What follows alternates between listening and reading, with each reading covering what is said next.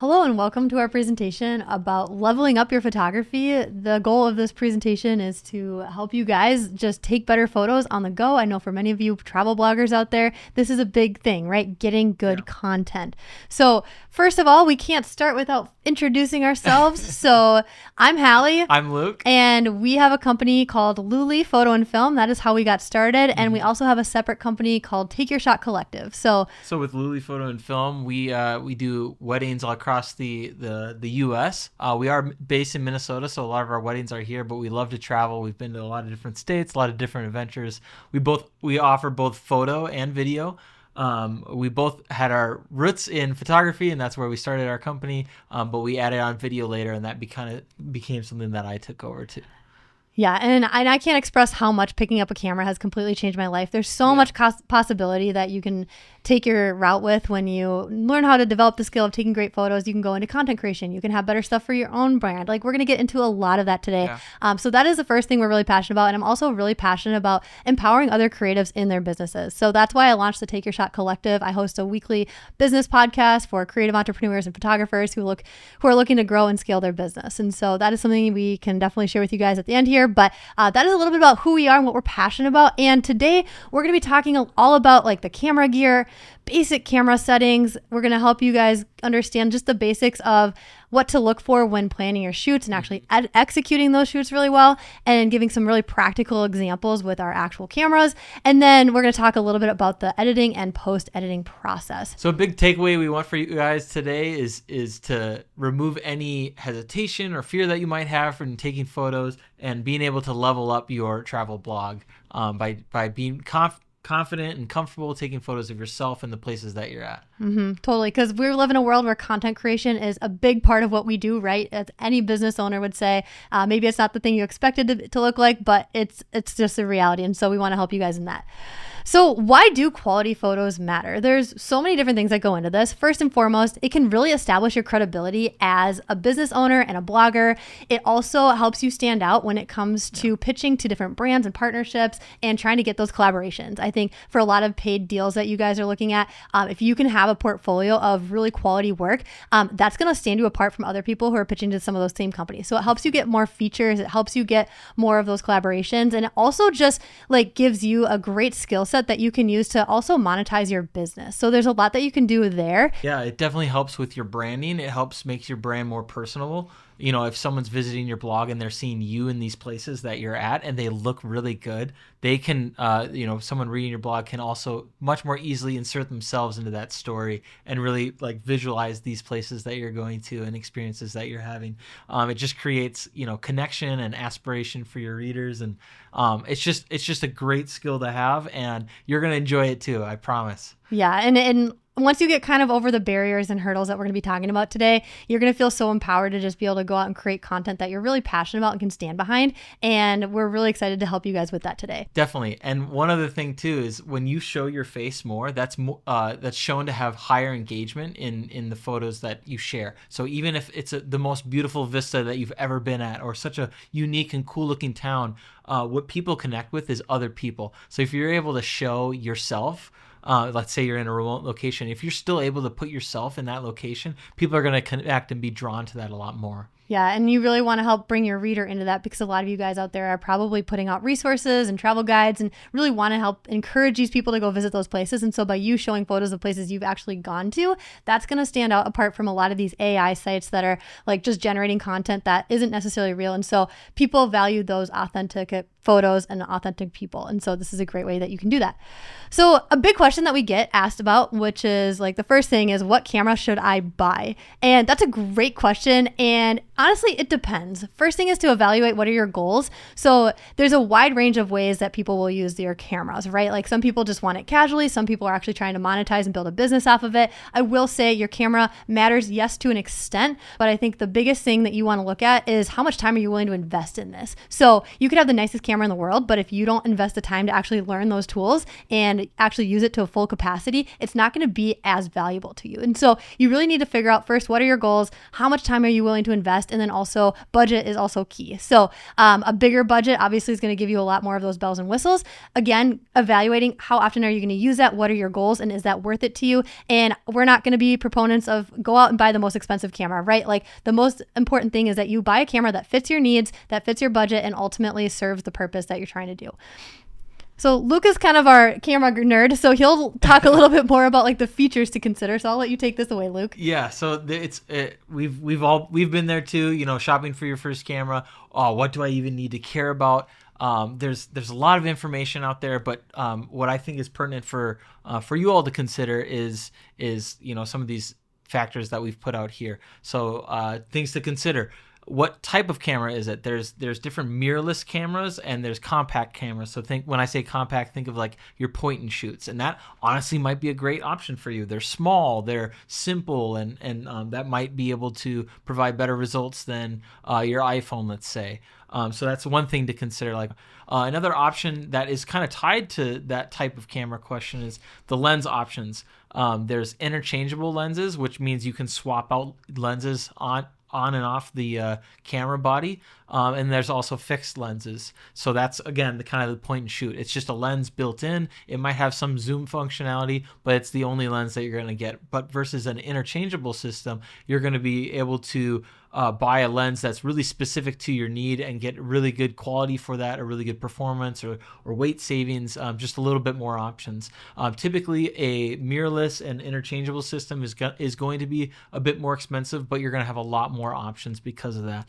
Another thing to consider with lenses is, do you want a zoom or a prime lens? And what that means is zoom, it just can zoom in and out, right? You can have wide zooms and you can have really tight zooms, but it just means going in and out. But a prime lens is it's one focal length, and you're not going to be able to change it. You can only zoom in and out with your feet, right, by walking closer or further away. And the difference between those is a zoom is going to give you more versatility. A prime is going to give you slightly more capabilities in different ways that we'll talk about in some of the upcoming slides. And there's pros and cons to both. Ultimately, I think a great suggestion for everyone watching here would be to consider zooms, just because of the versatility and be able to pack in a lot of capability within one lens. Another thing to consider that you might see when you're researching online is the sensor size.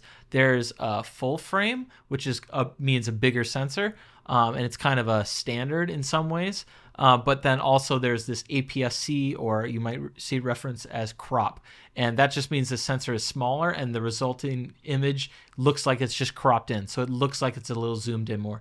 Generally, the crop sensor lenses are going to be cheaper because it's a smaller sensor, and that's great. They're typically smaller, they're typically cheaper. You can still get interchangeable lenses on them, and you can get really great lenses for that. So I'm not implying that one is better than the other, just things to consider. And then finally, brand. There's so many brands out there. I certainly did not list them all. I would say if you're buying within a camera body within the last 5 to 7 years, you're not really going to be able, you're going to have great options all across the board. So I wouldn't worry too much about that. Another thing to consider is video capability. If that's an interest of yours, just make sure that you learn a little bit about what you should be specifically looking for. If you're looking for 4K, or how good at slow motion and things like that. And then, like Hallie was saying, one of the most important things is budget. So if you are really trying to figure out, man, I feel pretty overwhelmed with what to do, we've got a guide for you. And if you stick to the end, we'll kind of show you how to get that. Yeah. And that'll just outline a few options for you at different price points, and just hopefully just be a good kickstart for you in looking into these. So yeah, that's a lot. We're going to go over some more details about the lens specifically. Earlier I had said focal length, and if you're unsure what that means, it just means how wide a shot is, or how tightly zoomed in you can get with that shot. So there's kind of different categories: ultra wide, wide, mid, or standard, and then telephoto. What focal length, when you look at a lens, it will tell you, oh, this is a 85 millimeter lens. That's referring to the focal length, how zoomed in or wide it's going to be. And I kind of have some, a lot of us might be familiar with the lenses on our on our phones, And these are kind of analogous to what those mean. So an ultra wide, that's going to be your widest lens on one of the latest iPhones versus a telephoto. And just kind of as a frame of reference, what do I need? And so I'm sure for a lot of you, a kind of wider lens would be more appealing to be able to show a good landscape. But if you're going to do some more portrait lenses, then getting into that mid or standard range would also be a really good thing to consider. Talked a little bit about that zoom and prime. I still think it would be really wise to consider a zoom lens just because of the increased versatility for you guys as wedding photographers and videographers. We love zoom lenses just because, wedding days are fast paced and we get to handle all sorts of situations, but there are unique advantages with primes. So we also have plenty of those as well. Another thing that when you're researching lenses that you'll learn about is aperture, and that's how much light the lens can let in, and therefore how good it is in low light situations, but also how kind of blurry you can get the background if you're focusing on an image. And this really heavily affects like if you're doing portrait work, right? Maybe a little less on the landscape front. So, and I would say one last thing on lenses is just like, it's really important before you make any purchases to like go out and like test them. Like you can test them at a place like Best Buy or rent them from a store or even borrow from a friend. Like go out and test the differences. It's really hard to like fully understand like what this looks like sometimes unless you're actually testing it yourself. So that's probably like our biggest recommendation is just like get out and test some of these things, and you'll get an idea of like kind of which one's going to best suit your needs as you do that. Absolutely. Yeah. We would even suggest like renting, if you think you've made a decision, rent it for a weekend and see how it feels. All right, and so next we're going to get into some of like the camera basics on how to take quality photos. So we've kind of talked a little bit about the gear, and now we're going to go into this. And so a big way that we like to talk about it is just the exposure triangle. This is like the industry standard for photographers, is just how these three features really talk to each other and how they work. So Luke will take that away as well. Yeah, so when we say exposure, that's kind of like the overall brightness and look and feel of the image, right? And so there's three components that really affect these, and these are your kind of dials and things that you can control to affect the end result. There's aperture, which I hinted at a little bit. It has to do with the lens. There's shutter speed, which you set on your camera. And the third point is ISO, which we'll get into. So with aperture, this has to do with the lens itself. So you can kind of see in this top picture, this is kind of the pupil for your camera, right? So as it gets bigger, as it opens up more, it lets more light in, and it can kind of see more detail in the dark. Similarly, if you close it more, you're going to get less light. And so that doesn't mean open is always better, because when you open up more, you're going to get a smaller depth of field. And that means that things that you're not specifically focusing on are going to be out of focus a lot more and have a distinct look and feel to it. So these are kind of examples that we took at our local park of ours. So this is a really wide open aperture, and which corresponds to a small f-stop number. I know it's inversely related, so it's a little confusing in that way, but a lower number means the lens is open more and it's letting more light in, but it's also causing this blurry background and foreground. So this is typically really appealing for portrait work. If you're going to take more pictures of yourself or others, this is a really appealing thing to do. But in a higher aperture like f20, more is going to be in focus. So you can see this is a really high aperture. Hallie's in focus, but also so is the bushes slightly in focus that are way in front of her, and the trees way behind her. So I know it's confusing that the numbers represent, a bigger number means a smaller aperture, but this has a really big effect. And so this is one part of the triangle. And so for example, if you're trying to focus on a whole lot of the landscape and you go really high up, the image will get darker because the pupil is smaller and smaller. So you're going to have to balance that out with a different aspect of the triangle, whether it be ISO or shutter speed. So all these things are related as you're trying to make a decision for the scenario that you're shooting in.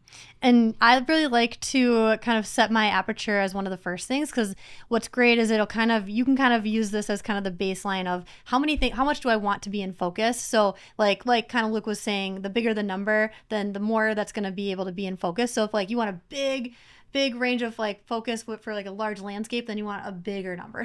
And then I also like to think of like, okay, if I'm thinking subjects, like if I'm having like 1 to 2 subjects, I'm going to keep it a little bit lower versus if I'm having like 10 subjects. So there's different ways to think about it. And again, this is one of those things you'll want to test out and try. But I think this example that Luke put together, featuring me and our dog, is definitely worth taking a look at. How could I not shout out our dog Sophie? She joins us on walks, but she was trying to run away this day, so we had to strap her to the back. She wanted to eat the goose poop. That's right.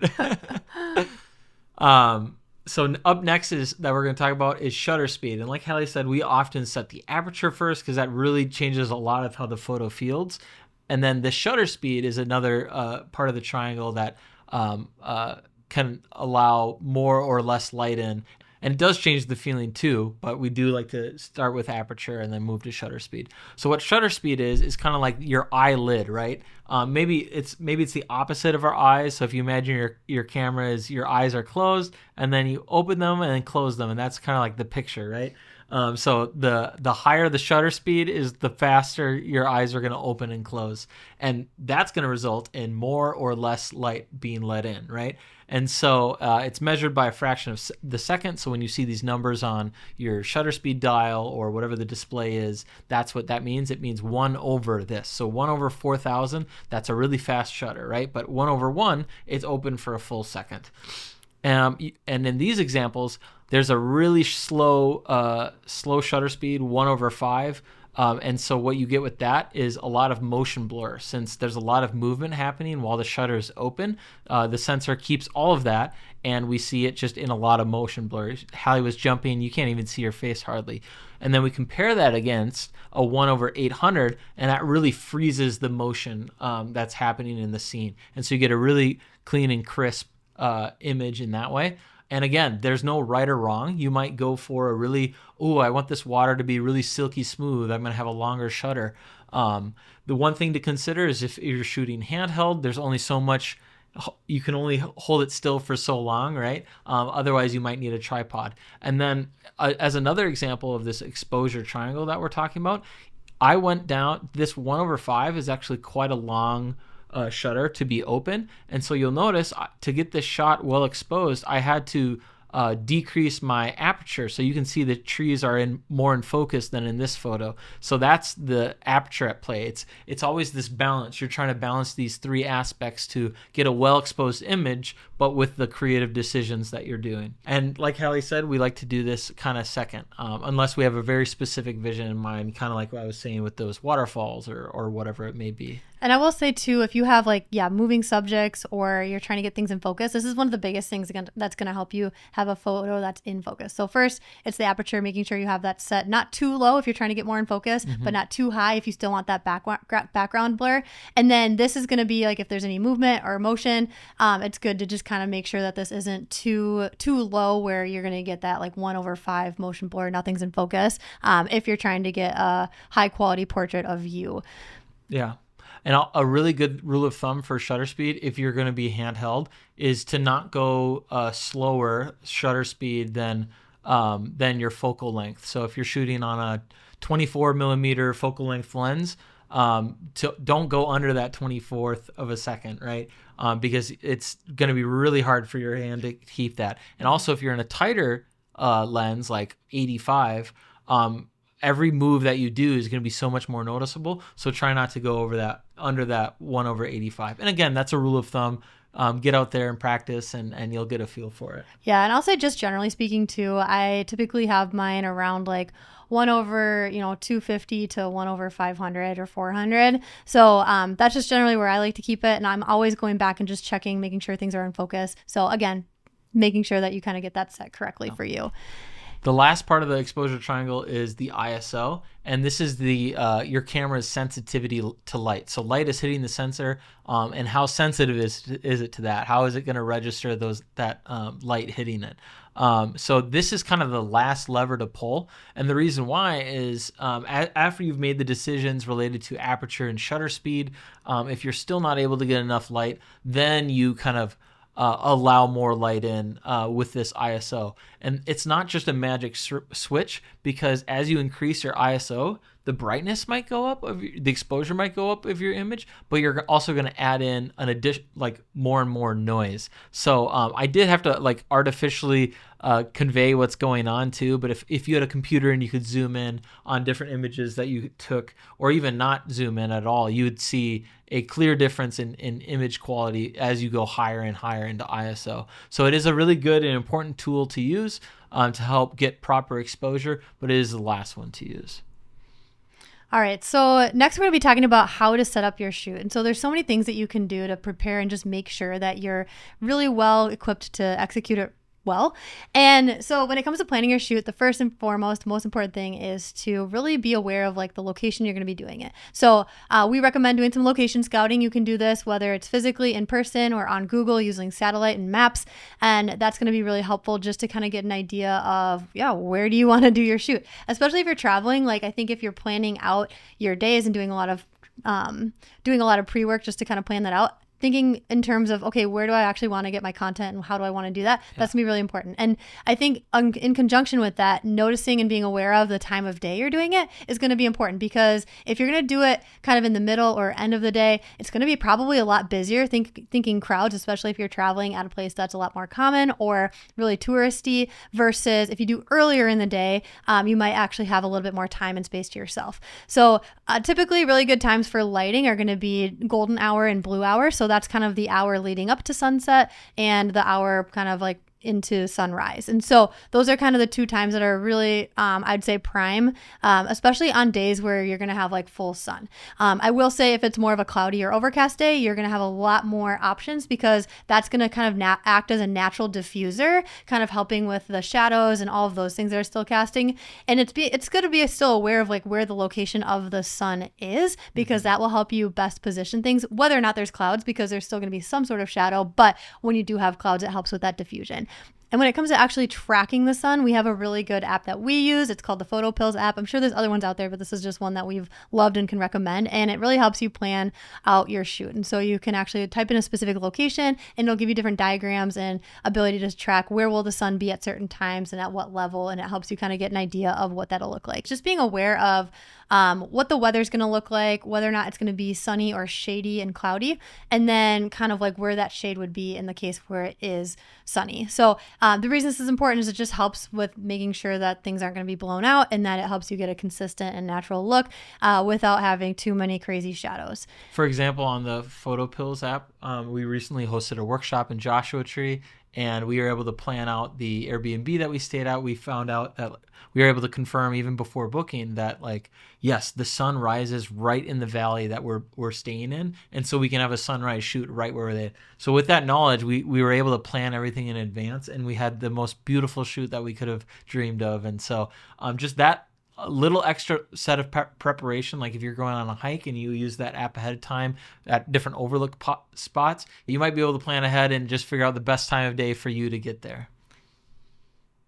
So next we're going to talk about positioning your subject and just in general settings to be aware of. And so the first thing to look at is just looking at the lighting. So I know we've talked a lot about kind of time of day and shade versus direct sun and all of that. And so we've got a little example that we'll show you guys about just generally how the lighting is going to affect depending on the positioning of where you have the subject. So we're going to play that for you right now real quick, and then we can talk more about it.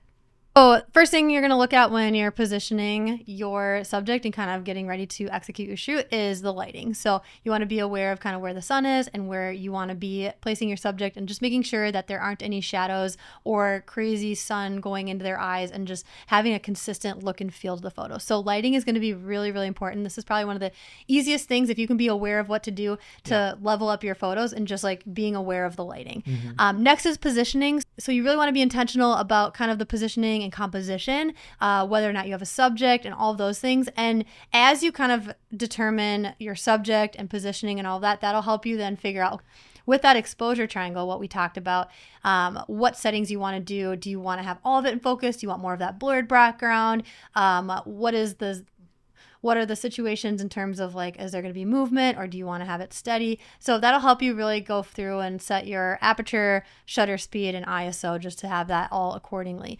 And then when taking photos, we recommend having a very good variety of not just landscape, but also getting portraits. Landscapes are great for like those hero images on blog posts and content. And then those portrait ones are really good for those Instagram and social media posts. And so you don't want to just shoot and only have one of those. You want to make sure that you're getting a good variety of both. And then another bonus is just understanding exposure bracketing, which each camera is going to have a way different approach in how you do this. And so it's really important to like learn the capabilities and how to do that. Luke can talk a little bit more about what that is though. What exposure bracketing is if you are in a situation where you like really want to shoot something and there's really dark shadows and the sun is right there, this is really difficult for any camera to capture well. So what you can do is bracket your exposures. And again, like Hallie mentioned, each camera will have a different setting to do this automatically. You can do it manually as well, and combine it later in editing software. But it's where you take an image where you're exposing properly for those shadows and you're able to retain detail there. It's typically something right in the middle where you're getting good detail in kind of the middle exposed parts of the image, and then one where you're exposing for the brighter parts of your image. And then that way you're able to combine them all together and get a really high dynamic range image. Other things to be aware of if you're taking photos of people or yourself even, just really good rule of thumbs. If you have consistent lighting on the face, that's really important. You want to avoid any speckled lighting or harsh shadows on the face. Unless you have a really specific creative vision and you feel comfortable and confident in doing that, by all means, break the rules whenever you want. But when you have consistent shadow, it just is a lot more pleasing to look at and to recognize, who they are and what's going on. And this is often achieved if it's bright out with the sun somewhere behind them, right? And so that way their hair gets a nice hair light and their face is evenly lit in shadow. And I will say, even too, if you are going to like step into the shade because you're like, oh, there's so much sun, we need to be in the shade, still being aware of where the sun is, because if you have shade and it's not consistent, or if there's sometimes little holes in the shade where it's coming through like the leaves and sometimes you get those sunspots, if you actually have people's back to the sun and you're kind of standing with like them between you and the sun, you'll be able to kind of prevent those sunspots coming through the leaves or through whatever shadows that are casting. So it's just important to look for that consistent lighting like Luke was saying. And also avoiding people squinting while they're looking at the camera, including yourself. If you're shooting yourself, you don't want to have to squint to see the camera. Totally. When taking pictures of yourself or others, the position of the sun and how the light is hitting you is really important. So you don't want too drastic of shadows on somebody's face, and you don't want the sun to be blasting directly behind them. Such as an example like this. This is a little hard for either yourself or someone else. You're squinting into the sun. The light isn't super flattering. But also, alternatively, like to go to the side is not super helpful because the light casts just not good shadows on the face. So a good trick when you're by yourself or with others, you can quickly check by holding your hand up and imagining someone's face kind of at the palm of your hand, and you can rotate around the setting that you're in to kind of see the effect of the shadows on your face as you go. So this example, it's fully lit, but again, the subject would be, or yourself would be squinting into the sun. So often what's good to do when there's harsh sun or really strong angle is to either go into the shade or go directly close behind the sun, because then their whole face is covered in shadow, even though they're standing in light. So for example, if Hallie stands there with this, even though the sun is right there, I can slightly position myself so her face is still shaded even though she's in the light. So for example, now when she's here, we can get nice photos and her face is nicely exposed. You also want to be careful though of the sun, because if the sun gets into frame, then it becomes way too difficult to see and the result is just blown out. And then other just general tips when looking at trying to level up your photography is, obviously we talked a little bit about planning ahead, doing some research. I also recommend putting together a mood board. I mean, if you're traveling to different countries, you can do a lot of research on a great platform like Pinterest or looking at other travel blogs. Like set together a mood board of some of the places you want to travel to, and then also just the aesthetic that you're hoping to achieve. Another thing is just making sure that you're not just staying in one spot. Like you are going out and you are actually traveling to these places. So move your feet, get variety. Don't don't just only get the hard-hitting ones that everyone else is getting on their blogs. Like, look for variety, look for ways to get creative and really capture the culture around you. And then next, we want to make sure that you're getting a good variety of shots. So that's going to be a variety of wide or close-up, some with subjects, some without. You want to get horizontal and vertical just to make sure that you're getting some of those variety shots. And then also keeping in mind that there's going to be ways you can crop it in post, but if you can try to get a lot of those done in your camera, that's going to make it so much easier for you to walk away with a gallery that's filled with variety. And then also just make sure that you review your images as you go. There's nothing worse than traveling somewhere, getting home, loading your photos and realizing, oh no, they're not in focus, or oh no, all these are unusable. Like, you want to make sure that you're reviewing them as you go so that then you actually walk away with images that you love, and then you can on the spot kind of course correct or make any adjustments to any of the settings you needed to do or other approaches. And then last but not least, please don't forget to take photos of yourself. A big thing that you're doing is traveling to these places, and to help establish your credibility and ability to just like connect with your audience is to just show that you've been to these places, show that you're an expert. Like, this is going to be a really great way to shine. And so there's different ways that you can do that. There's some modes that you can have in your camera. Luke can talk a little bit about achieving that. Yeah, so a lot of more modern cameras, you can connect your smartphone and you can control it that way. Often that can be a little cumbersome. Actually, it sounds better than it actually is, we've found at least. So a really great way to do that is if you have a tripod, you can set it up. There's a certain mode called interval shooting, and almost every camera will have this, and there might be different names, but what it's going to do is you're going to set it up to take pictures every 3 seconds, every 5 seconds for the next minute, right? Like, you can set those parameters, and it'll just take photo and another photo, and then that way you can try different poses without having to walk it back and forth just to review one image at a time. You can kind of do different ideas and like, oh, I want to face off in the distance, or I want to look at the camera. You can just try all sorts of things. And one thing that we will say is, like, yes, at first it feels uncomfortable. It does feel kind of weird to set up a tripod and take pictures of yourself, but every single time you do it, well, I can't guarantee that, I guess, but most every single time you do that, you'll be so glad that you did. At the end of the day, you'll have, for your own sake, you'll have the memories, but you'll have really great content as well. So next we're going to talk about the editing and a little bit about like our post process. So some of the tools that we really love to use and highly recommend is going to be using the Lightroom Classic or Lightroom mobile app. So if you are planning on doing high volume photos and want to edit on a computer, let's say you take thousands of photos and you need to go through a lot of them. Like, Lightroom is a very powerful tool. It's also great if you're using a professional camera, just to make sure that you're totally utilizing all of the different features, and especially if you're shooting in RAW, to be able to actually draw out those benefits from the images that you're taking. And then Lightroom Mobile is great just to have something on your phone if you want to just create content on the go and a lot of your stuff is not being taken on one of these professional cameras. You can still use a lot of these principles that we talked about of just like positioning well, time of day, all of that while shooting on your phone. And then on Lightroom Mobile, there's ways that you can import presets to make editing really fast and efficient for you. And then when it comes to editing on your computer, and if you're going to be using Lightroom Classic, there's two other tools I highly recommend. So as wedding photographers and people who are constantly, taking photos and delivering large galleries, I love Narrative Select. It's a great culling tool where it'll zoom in on all the people in the images to make sure that they're in focus. It'll tell you whether or not their eyes are open, and you can go through high quality photos in a really fast time without it having to wait for the lagging of loading every single one. So you can quickly pick them and then load all of those into Lightroom. And then one thing I'd recommend for people who are interested in really going after like professional editing and wanting to do that in high quantity and capacity is trying Imagine AI. So Imagine AI is a tool that you can actually train to utilize your editing style. So if you are someone who edits so many photos, like if you have, I'm talking thousands of photos that you edit and you have a style that you really love, you can actually upload those images to Imagine. And if they're all consistent, it'll actually create a profile for you, and it'll learn your style, and it'll help you edit those images in a really fast time. So for perspective,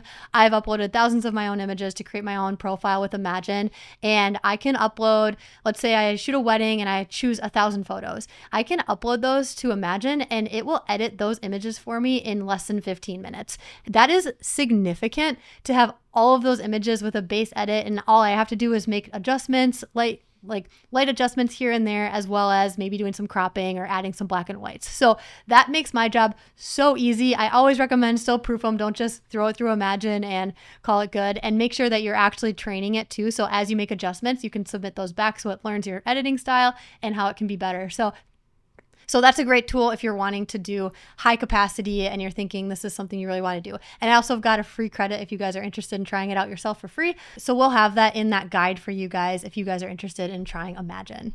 So I'm going to do a quick tutorial on how I like to utilize some of the tools in Lightroom and just how to actually make some minor adjustments. So this is a raw image I have loaded. I'm using Lightroom Classic on desktop. We do pay for Lightroom Classic and Photoshop. You can buy them in a bundle, and it's pretty easy to do. They also have their mobile app, which they have different options. And so generally speaking though, when you are editing a photo, you're going to have access to a lot of these basic tools. And so the first one you're going to see is exposure. So this is basically looking at the brightness of the image. So you can kind of toggle this to kind of get it to a brightness that you want.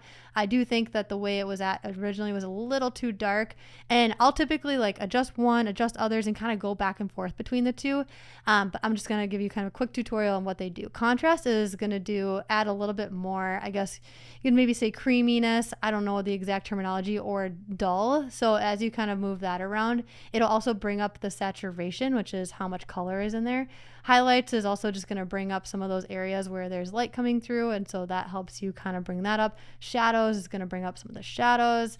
Whites is going to kind of actually make the photo more white or gray if you bring that down, just in those areas where there's some highlights. And then blacks is going to do the same, but kind of in the darker areas. So those are going to be some of the basic ones. You can also look at texture if you want to make it more grainy or if you want to make it smoother. I'd be really careful with this one though, because it can become pretty drastic over time. So I don't really mess with that a ton.